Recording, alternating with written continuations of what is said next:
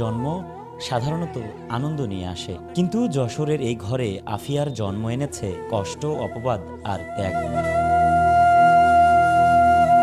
মাত্র 2 বছরের শিশু আফিয়া, সাদা ত্বক, সাদা চুল, অ্যালবিনিজমে আক্রান্ত, আর সে কারণেই তাকে অস্বীকার করেছেন নিজের জন্মদাতা বাবা। যশোর সদর উপজেলার বাজুয়াডাঙ্গা পশ্চিমপাড়ার মনিরা খাতুনের 5 বছর আগে বিয়ে হয়েছিল প্রবাসী মোজাফফর হোসেনের সাথে।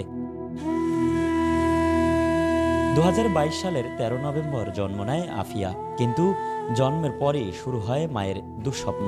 স্বামী দাবি করতে থাকেন এই সন্তান তার নয়, অন্য কারো সাথে সম্পর্কের অপবাদ দিয়ে 7-8 মাসের মাথায় পাঠিয়ে দেন তালাকনামা।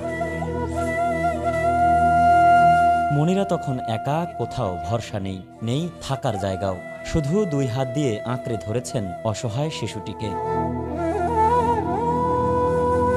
অ্যালবিনিজম আক্রান্ত আফিয়াকে সারাক্ষণ বিশেষ যত্নে রাখতে হয়। রোদে বের হওয়া যায় না, চোখে জ্বালা আর মায়ের সংগ্রাম। কাজ নেই, উপার্জন নেই, মাথার ওপর ঠিকমতো ছাদও নেই। এই 2 বছর মা মেয়ের জীবন কেটেছে মানবিক সংকটে আর কটূক্তির ভয়ে।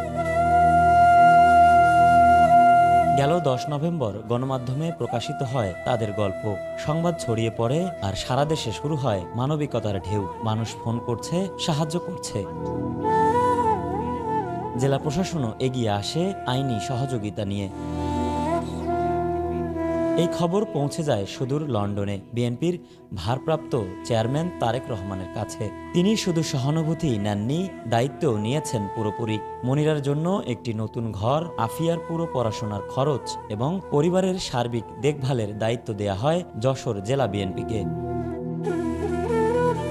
উপহারগুলো পৌঁছে দিয়েছেন বিএনপির খুলনা বিভাগীয় ভারপ্রাপ্ত সাংগঠনিক সম্পাদক অনিন্দ ইসলাম অমিত।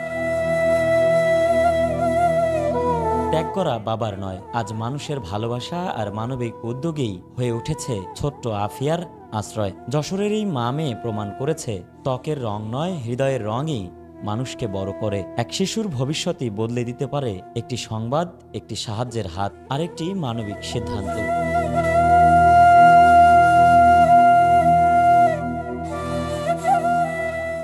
এ K M Suman, desk report, RNB news.